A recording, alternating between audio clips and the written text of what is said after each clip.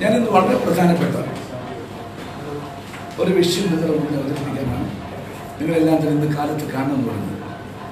കാലത്ത് പട്ടികജാതി കോളനിയിൽ കേരള ഗസറ്റഡ് ഓഫീസേഴ്സ് അസോസിയേഷൻ ഞങ്ങളുടെ 1000 വീട് പദ്ധതിയുടെ ഭാഗമായിട്ട് നിർമ്മിക്കാൻ ഉദ്ദേശിച്ച ഒരു വീട്, ആ വീട് നിർമ്മിച്ചു കഴിഞ്ഞിരിക്കുന്നു. അതിൻ്റെ താക്കോൽദാനം നിർവഹിക്കാൻ വേണ്ടി പോയതുകൊണ്ടാണ് അല്പം താമസിച്ചു. നിങ്ങൾ ക്ഷമിക്കണമെന്ന് അപേക്ഷിക്കണം. നമ്മുടെ കേരളം കണ്ട ഏറ്റവും വലിയ അഴിമതിയാണ് ലാവ്ലിൻ കേസ്. ആ ലാവ്ലിൻ കേസിന്റെ വാദം കേൾക്കാൻ കഴിഞ്ഞ ദിവസം ബഹുമാനപ്പെട്ട സുപ്രീം കോടതി തയ്യാറായി. എന്നാൽ additional solicitor general Tushar Mehta case മാറ്റിവെക്കണമെന്ന് കോടതിയോട് ആവശ്യപ്പെട്ടിരുന്നു. എന്തുകൊണ്ടാണ് അഡീഷണൽ സോളിസിറ്റർ ജനറൽ ഇത്തരമൊരു തീരുമാനമെടുക്കാനുള്ള സാഹചര്യം? അതറിയാൻ കേരളീയ പൊതുസമൂഹത്തിന് താല്പര്യമുണ്ട്. അത് വിശദീകരിക്കപ്പെടേണ്ടതായിട്ടുണ്ട്. ഞാൻ KPCC അധ്യക്ഷനായ ഉടനെ തന്നെ BJP സംഘപരിവാർ ശക്തികളും മുഖ്യമന്ത്രി പിണറായി വിജയൻ തമ്മിൽ രഹസ്യ ധാരണയുണ്ട് എന്ന കാര്യം ആവർത്തിച്ച് പറയുകയായിരുന്നു. ഒരിക്കൽ കൂടി മോഡി പിണറായി അവിശുദ്ധ ബന്ധം സോളിസിറ്റർ ജനറൽ തുഷാർ മേത്ത വാദം മാറ്റിവെക്കണമെന്ന് ആവശ്യപ്പെട്ടതിലൂടെ വ്യക്തമായിരിക്കുന്നു. നമ്മുടെ നാട് കണ്ട ഏറ്റവും വലിയ അഴിമതിയാണ്. ഒരുപക്ഷെ ഈ ഒരു സെഞ്ചുറിയിലെ ലോകത്തിലെ തന്നെ ഏറ്റവും വലിയ അഴിമതിയാണ് റഫാൽ യുദ്ധവിമാനവുമായി ബന്ധപ്പെട്ടുള്ള അഴിമതി. അത് തുറന്നു കാട്ടാൻ വേണ്ടി അഖിലേന്ത്യാ കോൺഗ്രസ് കമ്മിറ്റിയുടെ ആദരണീയ അധ്യക്ഷൻ ശ്രീ രാഹുൽ ഗാന്ധി നടത്തിക്കൊണ്ടിരിക്കുന്ന ജാഗ്രതയോടുകൂടിയുള്ള പോരാട്ടം നിങ്ങൾക്കൊക്കെ തന്നെ അറിയാവുന്നതാണ്. അദ്ദേഹം ലോകസഭയിൽ വെച്ച് തന്നെ പ്രധാനമന്ത്രിയുടെ സാന്നിധ്യത്തിൽ അദ്ദേഹത്തിന് ഒത്തുനോക്കി. അങ്ങ് രാജ്യത്തിന്റെ ചൗക്കീദാറാണ് എന്ന് എപ്പോഴും പറയാറുണ്ട്. പക്ഷെ ചൗക്കീദാർ എന്നൊരു പദപ്രയോഗം ആരെങ്കിലും നടത്തുമ്പോൾ ഇന്ത്യയിലെ എല്ലാ ഭാഗത്തും ചോർ ചോർ എന്ന വാക്കാണ് കേൾക്കുന്ന കാര്യം അദ്ദേഹം പറഞ്ഞിട്ട് പോലും പ്രധാനമന്ത്രി ഈ കാര്യത്തിൽ പ്രതികരിക്കാൻ വേണ്ടി പാർലമെന്റിൽ തയ്യാറായിട്ടില്ല. രാജ്യം കണ്ട ഇത്രയും വലിയ ഒരു അഴിമതി, ആ അഴിമതിയെ കുറിച്ച് CPM-ന്റെ അഖിലേന്ത്യാ സെക്രട്ടറി ശ്രീമാൻ സീതാറാം യെച്ചൂരി പ്രതികരിച്ചത് കാണാൻ ഡൽഹിയിൽ എനിക്ക് സന്ദർഭമുണ്ടായി. എന്നാൽ ഈ നിമിഷം വരെ പോളിറ്റ് ബ്യൂറോയെ നിയന്ത്രിക്കുന്ന നമ്മുടെ കേരള മുഖ്യമന്ത്രി ശ്രീമാൻ പിണറായി വിജയൻ, അതുപോലെ കേരളത്തിലെ പാർട്ടിയുടെ സെക്രട്ടറി ശ്രീമാൻ കോടിയേരി ബാലകൃഷ്ണൻ ഇതുവരെ റഫാൽ യുദ്ധ വിമാന ഇടപാടിൽ 30,000 കോടി രൂപയുടെ അഴിമതി നടന്നുവെന്ന കാര്യത്തെക്കുറിച്ച് ഒരക്ഷരം ഉരിയാടാൻ തയ്യാറായിട്ടില്ല. ഹിന്ദുസ്ഥാൻ എയറോനോട്ടിക് ലിമിറ്റഡ് എന്ന് പറയുന്ന നമ്മുടെ ലോകപ്രശസ്തമായ പൊതുമേഖലാ സ്ഥാപനത്തിൽ യുദ്ധവിമാനങ്ങൾ നിർമ്മിച്ച് പരിചയമുള്ള ആ മഹാസ്ഥാപനത്തെ ഒഴിവാക്കിയാണ് ഈ മേഖലയിൽ ഒരു പരിചയമില്ലാത്ത ഈ കരാർ ഉറപ്പിക്കുന്നതിന് ദിവസങ്ങൾക്ക് മാത്രം പടച്ചുണ്ടാക്കിയ അനിൽ അംബാനിയുടെ കമ്പനിക്ക് ഓഫ്സെറ്റ് കരാർ കൊടുക്കാൻ വേണ്ടി തീരുമാനിച്ചത്. തീർച്ചയായിട്ടും കേരളത്തിലെ മുഖ്യമന്ത്രി ഈ കാര്യത്തെക്കുറിച്ച് അദ്ദേഹത്തിന്റെ അഭിപ്രായം അല്പം വൈകിട്ടാണെങ്കിലും അത് പറയാൻ അദ്ദേഹം തയ്യാറാണ്. അദ്ദേഹം പാർട്ടി സെക്രട്ടറിയും അത് പറയാൻ തയ്യാറില്ല എങ്കിൽ നരേന്ദ്രമോദിയും പിണറായി വിജയൻ തമ്മിലുണ്ടാക്കിയ ആ രഹസ്യധാരണം ഒരിക്കൽ കൂടി പ്രബലപ്പെടുന്ന ഒരു കാഴ്ചയാണ് കേരളം കാണാൻ പോകുന്നത്.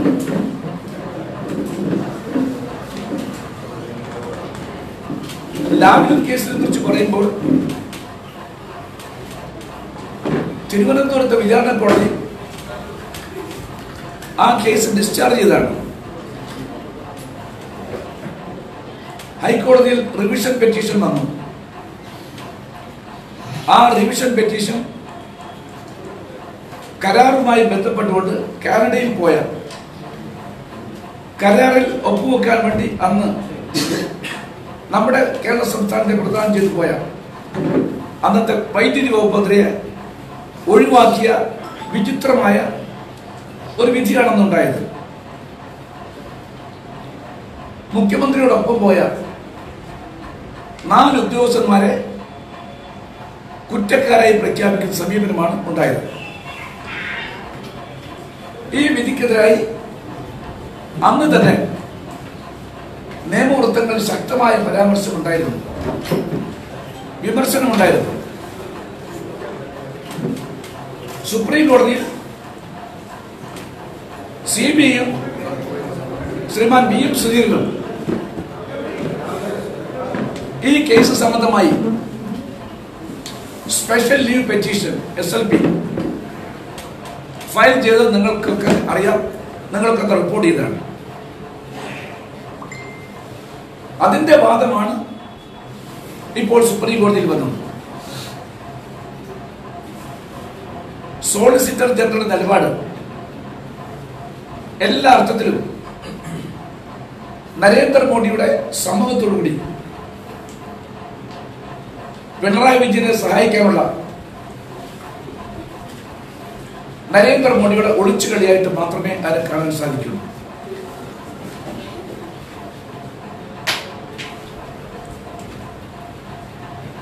രണ്ടാമത്തെ വളരെ പ്രധാനപ്പെട്ട മറ്റൊരു അവിശുദ്ധമായ കൂട്ടുകെട്ടിന്റെ കാര്യം കൂടി ഞാൻ നിങ്ങളുടെ ശ്രദ്ധയിൽപ്പെടുത്തുകയാണ്.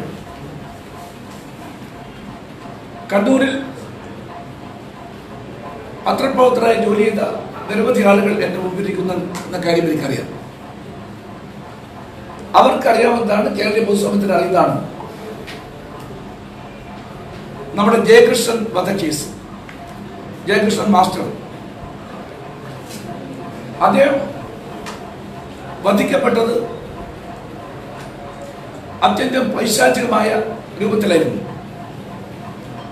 താൻ പഠിപ്പിക്കുന്ന പിഞ്ചുമക്കളുടെ മുമ്പിൽ വെച്ചാണ് അദ്ദേഹത്തെ മൃഗീയമായി വെട്ടിക്കൊലപ്പെടുത്തിയത്.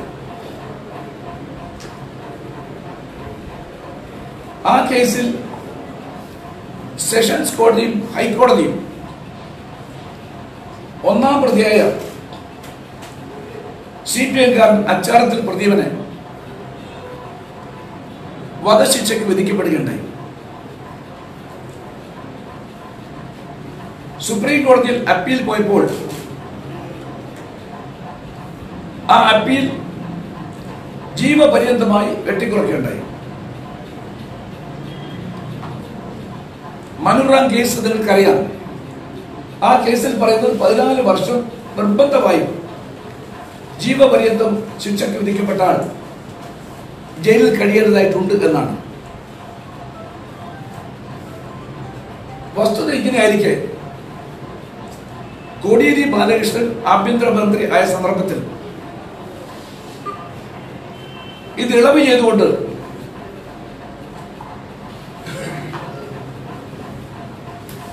ജയകൃഷ്ണൻ മാസ്റ്ററുടെ കേസിലെ പ്രതിയായ അച്ചാരത്തിൽ പ്രദീപിനെ വിട്ടയക്കുകയുണ്ടായി. അച്ചാരത്തിൽ പ്രദീപൻ CPM-ന്റെ എല്ലാ പ്രവർത്തകരുടെയും മുമ്പിൽ ഇപ്പോൾ സജീവ പങ്കാളിയായി കൂത്തുപറമ്പിലും പരിസര പ്രദേശത്തും പ്രവർത്തിച്ചുകൊണ്ടിരിക്കുന്നു.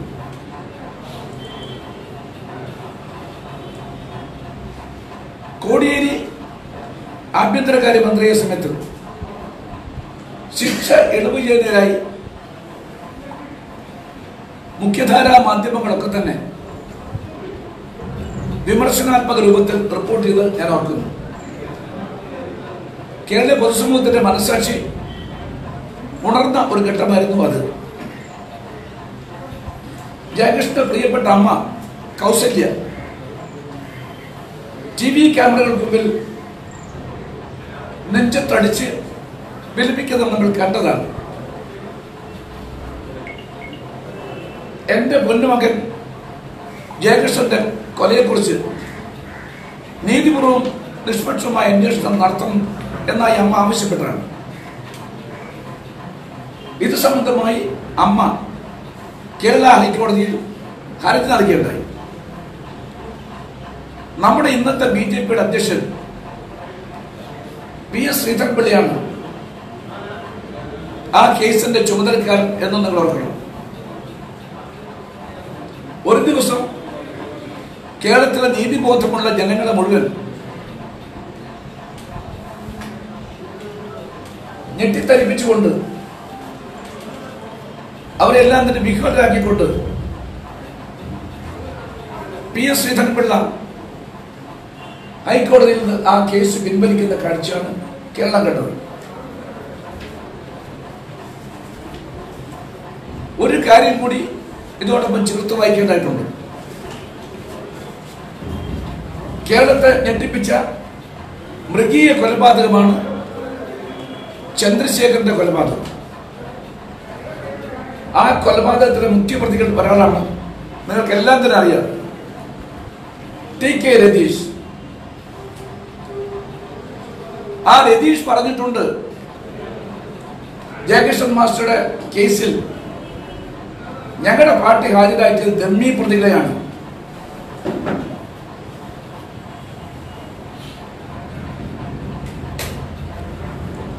TK രതീഷ് ഒരു കുപ്രസിദ്ധ കുറ്റവാളി മാത്രമല്ല, അത് CPM-ആയിട്ട് അഭേദ്യമായി ബന്ധമുള്ള ആളാണ്. അങ്ങനെ വരുമ്പോൾ CPM-ഉം BJP-യും തമ്മിലുള്ള ഗൂഢാലോചന അവിടെയും പകൽ വെളിച്ചം പോലെ വ്യക്തമായിരിക്കുന്നു. ഈ കാര്യത്തിൽ CBI അന്വേഷണം വേണമെന്ന ആവശ്യം കേരളീയ പൊതുസമൂഹത്തിന് ശക്തമായി ഉയരുകയുണ്ടായി. ആ സന്ദർഭത്തിലാണ് CBI അന്വേഷണം നടത്തണമെന്ന് കേന്ദ്രത്തോട് ആവശ്യപ്പെട്ടുകൊണ്ട് ശ്രീ ഉമ്മൻചാണ്ടിയുടെ നേതൃത്വത്തിലുള്ള ഗവൺമെന്റ് വിജ്ഞാപനം പുറപ്പെടുവിച്ചു. ജയകൃഷ്ണൻ മാസ്റ്റർ അറിയപ്പെടുന്ന BJP-ക്കാരനാണ്. ജയകൃഷ്ണൻ മാസ്റ്റർ കണ്ണൂർ ജില്ലയിലെ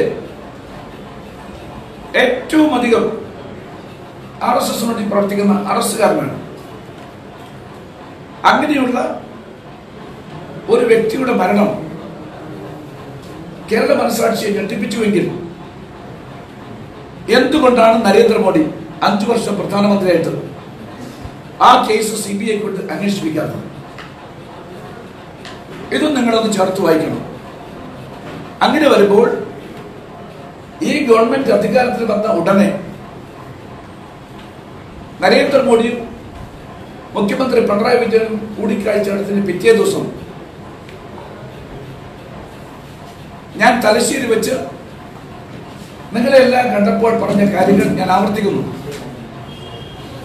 ദേവണ്ണോൺ നരേന്ദ്രമോദിയും പിണറായി വിജയനും തമ്മിൽ അവിശുദ്ധമായ കൂട്ടുകെട്ടും ധാരണയും ഉണ്ടാക്കിയിരിക്കുന്നു. അതിന്റെ പ്രതിഫലനം എന്ന രൂപത്തിലാണ് പ്രധാനമന്ത്രിക്ക് ആറന്മുള കണ്ണാടി കൊടുത്ത് അദ്ദേഹത്തിന് ആരോഗ്യവും ഐശ്വര്യവും ചേർത്തുകൊണ്ട് പിണറായി വിജയൻ കേരള ഹൗസിൽ വെച്ച് തന്റെ പത്രസമ്മേളനം നടത്തിയത്. ആ പത്രസമ്മേളനത്തിൽ ക്ലിപ്പിംഗ്സ് നിങ്ങളുടെ കയ്യിലുണ്ട്. ഒരു മുഖ്യമന്ത്രിയും ഇന്നലെ വരെ പ്രധാനമന്ത്രിയെ പ്രകീർത്തിക്കാത്ത തരത്തിലാണ് അദ്ദേഹം പ്രധാനമന്ത്രിയെ പ്രകീർത്തിച്ചത്.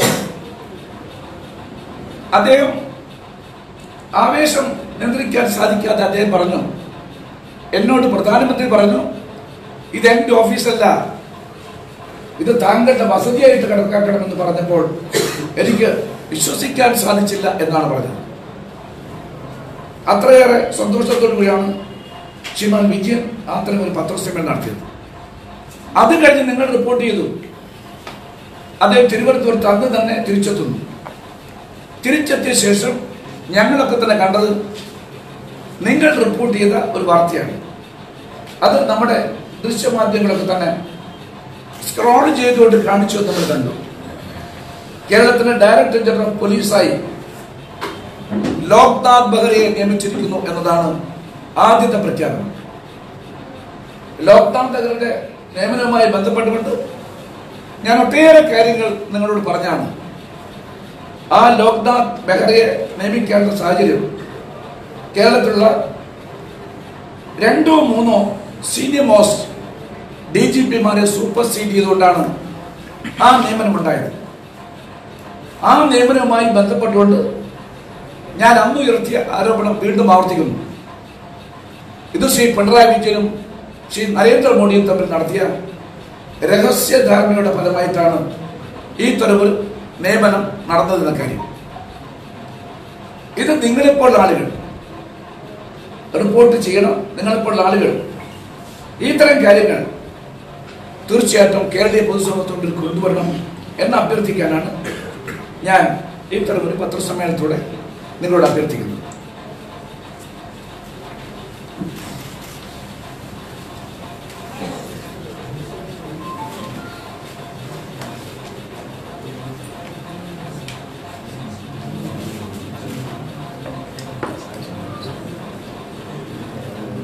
ഗസ്റ്റഡ് ഓഫീസേഴ്സ് യൂണിയനാണ്, അസോസിയേഷൻ. I am sorry. ഒരു ഭാഗത്ത് CPM സംസ്ഥാന സെക്രട്ടറി NSSനെതിരെ മുഖ്യമന്ത്രി നേരിട്ട് കണിച്ചുകുളങ്ങളിലെത്തി SNDP നേതാവായ വെള്ളാപ്പള്ളി ഇതിനെങ്ങനെ KPCC? ഞാൻ പറഞ്ഞില്ലേ, CPMന്റെ നിലപാട് സാമുദായിക സംഘടനകളെ പരസ്യമായിട്ട് വിമർശിക്കുന്നു എന്ന് വരുത്തിയിട്ടുള്ളൂ. എന്നാൽ എല്ലാ സാമുദായിക സംഘടനകളെയും അവർ തെരഞ്ഞെടുപ്പ് വരുമ്പോൾ വോട്ട് ബാങ്കായി കണ്ടുകൊണ്ട് അവരുടെ തിണ്ണ നിരങ്ങുന്ന സമീപനമാണ് കഴിഞ്ഞ കാലത്തുണ്ടായിരുന്നത്. ഒരു ചെറിയ ഉദാഹരണം പറയാം. താമരശ്ശേരി ബിഷപ്പിനെ നികൃഷ്ടജീവി എന്നാണ് ശ്രീമാൻ പിണറായി വിജയൻ പറഞ്ഞത്. അദ്ദേഹത്തിന്റെ നാവിന് യാതൊരു ലൈസൻസും ഇല്ല, എന്തും പറയും, ആരെക്കുറിച്ചും പറയും. അത് കഴിഞ്ഞ് പിന്നീട് നമ്മൾ കാണുന്ന തെരഞ്ഞെടുപ്പ് വന്നപ്പോൾ യാതൊരു ലജ്ജയുമില്ലാതെ അദ്ദേഹം ആ ബിഷപ്പിനെ കാണാൻ അനുമതി ചോദിച്ചുകൊണ്ട് അദ്ദേഹത്തിൻ്റെ അരമനയിൽ പോയി അദ്ദേഹത്തെ പീഡിപ്പിക്കുന്ന ഒരു സമീപനമാണ് ഉണ്ടായത്. കേരളീയ പൊതുസമൂഹം ലജ്ജിച്ച് തകഴിച്ച ഒരു നിമിഷമായിട്ടാണ് അതിനെ കാണാനായത്. എല്ലാ സാമുദായിക സംഘടനകളും എന്ത് വിട്ടുവീഴ്ചയ്ക്കും അദ്ദേഹം തയ്യാറായി പുറത്തു വന്ന് ആദർശം പ്രസംഗിക്കുകയും ചെയ്യും. വാക്കും പ്രവൃത്തിയും തമ്മിൽ യാതൊരു ബന്ധവുമില്ല. വാക്കും പ്രവൃത്തിയും തമ്മിൽ ഇതുപോലെ വൈരുദ്ധ്യമുള്ള ഒരു മുഖ്യമന്ത്രി നമ്മുടെ കേരളം കണ്ടിട്ടില്ല. NSSന് KPCCയുടെ പിന്തുണ ഉണ്ടാവും. KPCCയുടെ പിന്തുണ എന്ന രൂപത്തിലല്ല പറഞ്ഞിരിക്കുന്നത്. കാരണം NSSന്റെ ജനറൽ സെക്രട്ടറി നോക്കിക്കൊണ്ട് മാടമ്പി എന്ന് പറഞ്ഞാൽ അത് അംഗീകരിക്കാൻ സാധ്യമല്ല. കാരണം NSSന്റെ ചരിത്രം അറിയുന്ന ആൾക്കറിയാം. NSS ഒരു സാമുദായിക സംഘടന എന്ന രൂപത്തിൽ ചുരുക്കി കാണിക്കുന്നത് ശരിയല്ല. അത് ചരിത്രത്തോട് കാണിക്കുന്ന ഒരു നിഷേധമായിട്ട് മാത്രമേ കാണാൻ സാധിക്കൂ. ആരാണ് NSS തുടങ്ങിയത്? യശസ്വീരായ കേരള ഗാന്ധി കേളപ്പനായിരുന്നു അതിൻ്റെ സ്ഥാപക അധ്യക്ഷൻ. ആരായിരുന്നു ജനറൽ സെക്രട്ടറി? ഇന്ന് ഏതൊരു മഹാനായ മന്നത്തോട്ടനായിട്ട് സമാധി ദിനമാണോ ആചരിക്കുന്നത്, ആ സമാധി ദിനം, ആ ദിനത്തിൽ നമുക്ക് ഓർക്കാൻ സാധിക്കും മന്നത്തോട്ടനാണ് അതിന് ജനറൽ സെക്രട്ടറി. ഇവർ രണ്ടുപേരും കേരളീയ നവോത്ഥാനത്തിന് നിർണായകമായ പങ്ക് വഹിച്ച ആളുകളാണ്. മന്നത്തോട്ടനെ സംബന്ധിച്ച് നമുക്കറിയാം, അവർണരായ ആളുകൾക്ക് ക്ഷേത്രപ്രവേശനം കൊടുക്കാൻ വേണ്ടി സവർണ ജാഥ സംഘടിപ്പിച്ചുകൊണ്ട് മഹാരാജനെ കൊണ്ട് 82 വർഷം മുമ്പ് ക്ഷേത്രപ്രവേശന വിളംബരം അത് നടത്താൻ വേണ്ടി സാധിച്ച മഹാനായ സാമൂഹ്യ വിപ്ലവകാരിയാണ് ശ്രീ മന്നത്ത് പത്മനാഭൻ. നിഷേധിക്കാൻ സാധിക്കുമോ? ആ മന്നത്ത് പത്മനാഭനെ നവോത്ഥാനം പറയുന്ന ആളുകൾ മറന്നിരിക്കുന്നു. കേരള ഗവൺമെന്റ് പബ്ലിക്കേഷൻ നവോത്ഥാന നായകനായ 32 പേരെ കുറിച്ച് പറഞ്ഞപ്പോൾ മന്നത്ത് പത്മനാഭന്റെ പടമില്ല, മന്നത്ത് പത്മനാഭനെ കുറിച്ച് പരാമർശമില്ല. അപ്പോൾ ഇവർ എന്നും ചരിത്രത്തോട് ഒരു നിഷേധമാണ് കാണിച്ചത്. ആ നിഷേധമായ നിലപാട് അംഗീകരിക്കാൻ സാധ്യമല്ല. പിന്നെ ഞാൻ മനസ്സിലാക്കിയെടുത്തോളം NSS ജനറൽ സെക്രട്ടറി, ഞാൻ അദ്ദേഹമായിട്ടൊന്നും ബന്ധമില്ല, മനസ്സിലാക്കണം. ബന്ധപ്പെടുന്ന എനിക്ക് സന്തോഷം മാത്രമാണ്. മറ്റൊരു കാര്യം, NSS ജനറൽ സെക്രട്ടറിയെ എൻ്റെ സഹപ്രവർത്തകന്മാരുടെ സുഹൃത്തുക്കളും പറയുന്നതനുസരിച്ച് അടിമുടി മാന്യനായ ഒരു വ്യക്തിയാണ് അദ്ദേഹം. ഏതെങ്കിലും ഒരു പാർട്ടിയുടെ രാഷ്ട്രീയ കാര്യത്തിൽ അദ്ദേഹം ഇടപെടുന്നില്ല. എന്തോ CPM-ന്റെ സംസ്ഥാന സെക്രട്ടറി ധരിച്ചിരിക്കുന്നത് CPM-ന്റെ ഒരു പോഷക സംഘടനയോ അല്ലെങ്കിൽ പാർട്ടി കീഴിൽ പ്രവർത്തിക്കുന്ന ഒരു സംഘടനയോ ആയിട്ടാണ് NSS-നെ അവർ കാണാൻ ആഗ്രഹിക്കുന്നത്. അതല്ല എന്ന കാര്യം വ്യക്തമാക്കാൻ ആഗ്രഹിക്കുന്നു. നായർ സർവീസ് സൊസൈറ്റിയുടെ നേതൃത്വത്തിൽ നമ്മുടെ നാട്ടിൽ മുഴുവൻ വിദ്യാഭ്യാസ രംഗത്തുണ്ടാക്കിയ മാറ്റം നിസ്സാരമായി കാണാൻ സാധിക്കുമോ? ഒരിക്കലും കാണാൻ സാധിക്കില്ല. വൻപിച്ച സാമൂഹിക വിപ്ലവത്തിൽ നടത്തി കൊടുത്ത ഒരു പ്രസ്ഥാനമായിട്ടാണ് NSS-നെ കണ്ടത്. കേവലം സാമുദായിക സംഘടനയായിട്ട് അതിനെ ചുരുക്കിക്കാണാൻ കാണിക്കുന്ന ആളുകൾ ഹ്രസ്വബുദ്ധികളാണ്. ചരിത്രത്തോടെ കാണിക്കുന്നത് അനീതി മാത്രമാണ് എന്ന് ഞാൻ പറയട്ടെ.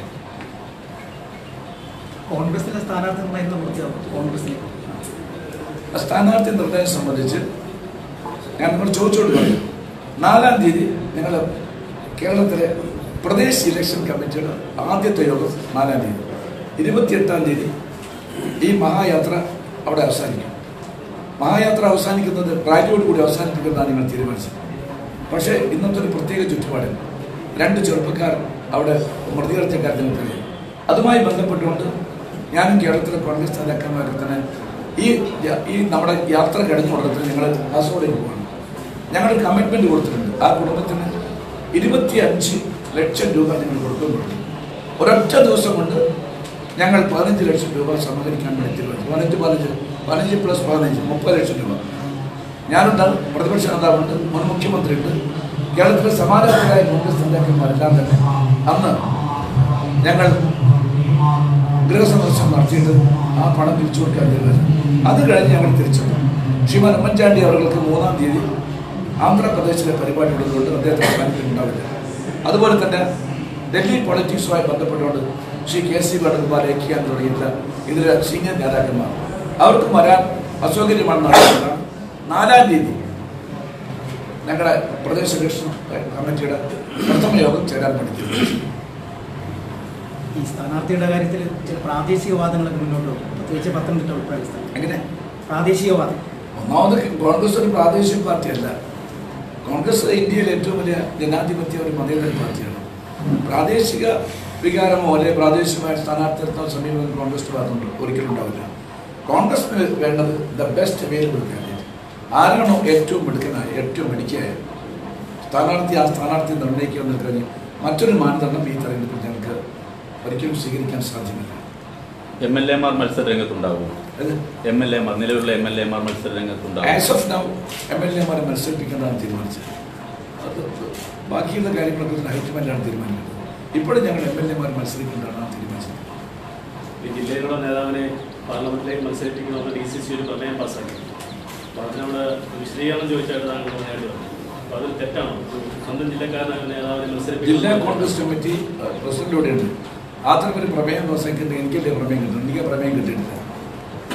പ്രമേയം കിട്ടിയിട്ടില്ല. നിങ്ങളെപ്പോലെ ആരോ എന്നോട് ചോദിച്ചു പറഞ്ഞു, എനിക്കറിയില്ല. അഥവാ ഉണ്ടെങ്കിൽ അങ്ങനെ പ്രമേയം പാസ്സാക്കാൻ ആക്കുന്നില്ല. ഉണ്ടെങ്കിൽ തന്നെ അത് കോൺഫിഡൻസ് ആയിട്ട് നമ്മൾ തരാം. ജില്ലാ കോൺഗ്രസ് കമ്മിറ്റി ഞങ്ങൾ അധികാരം കൊടുത്തിട്ടുണ്ട്. സ്ഥാനാർത്ഥി നിർണ്ണയവുമായി ബന്ധപ്പെട്ട എല്ലാ ജില്ലാ കോൺഗ്രസ് കമ്മിറ്റിക്കും സ്ഥാനാർത്ഥി പട്ടിക ഷോർട്ട് ലിസ്റ്റ് ചെയ്ത് തരാൻ വേണ്ടി ഞാൻ ആവശ്യപ്പെടുന്നത്. അതാണ് അതിൻ്റെ നടപടിക്രമം, അതാണ് അതിൻ്റെ ഒരു മര്യാദ. ആവശ്യപ്പെട്ട് കഴിഞ്ഞിട്ടുണ്ട്.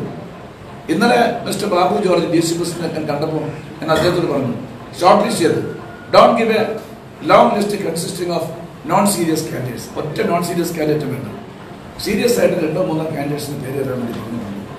അത് ഇവിടെ മാത്രമല്ല, എല്ലാ കോൺസ്റ്റിറ്റ്യൂൻസിയിലും കോൺഗ്രസ് നിലപാടാണ്.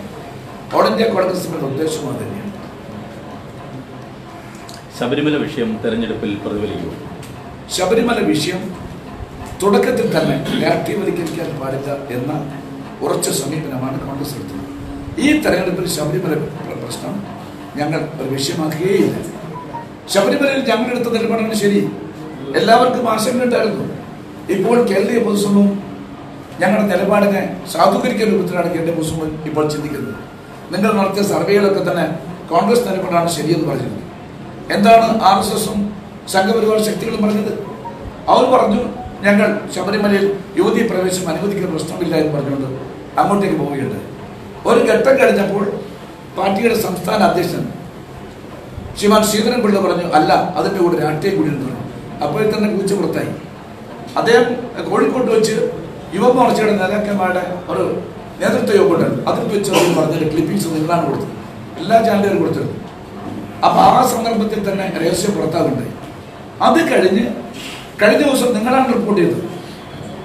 നമ്മുടെ UP മുഖ്യമന്ത്രി, അദ്ദേഹത്തെ UP മുഖ്യമന്ത്രിയായിട്ട് ചുരുക്കരുത്, അദ്ദേഹം ഇവിടെ അറിയപ്പെടുന്ന വിഷം തുപ്പുന്ന ഏറ്റവും തീവ്രവാദിയായിട്ടുള്ള ഹിന്ദുത്വവാദിയാണ് നമ്മുടെ യോഗി ആദിത്യനാഥ്. അദ്ദേഹം എന്താണ് പറഞ്ഞത്?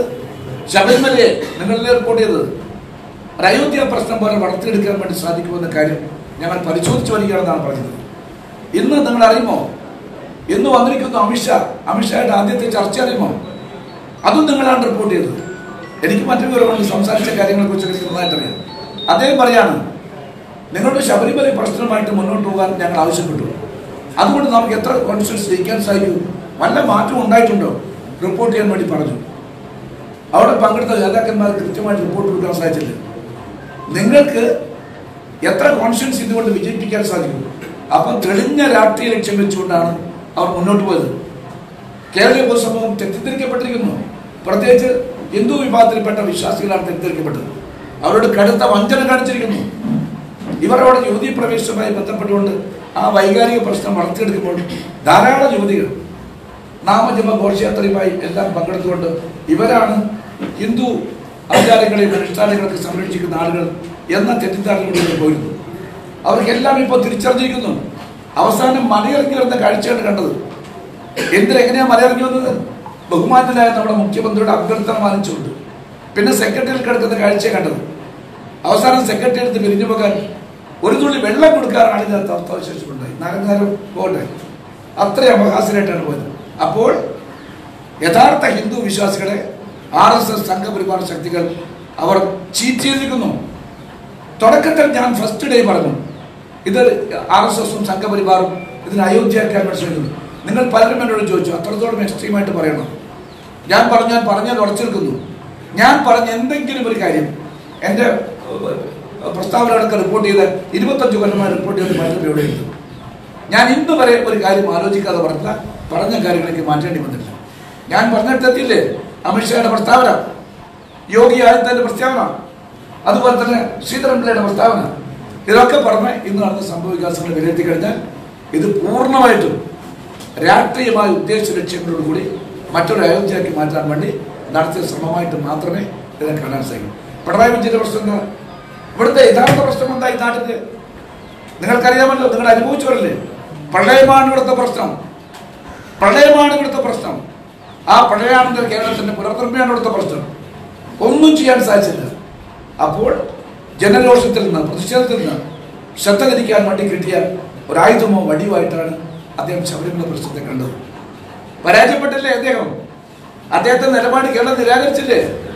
അദ്ദേഹം കലാപത്തിന് നേതൃത്വം കൊടുത്തു. BJP അന്ന് അഴിഞ്ഞാടിയപ്പോൾ എന്തുണ്ടായി? നിയന്ത്രിക്കാൻ സാധിച്ചില്ല. നിയമസമാധാനം തകർച്ച.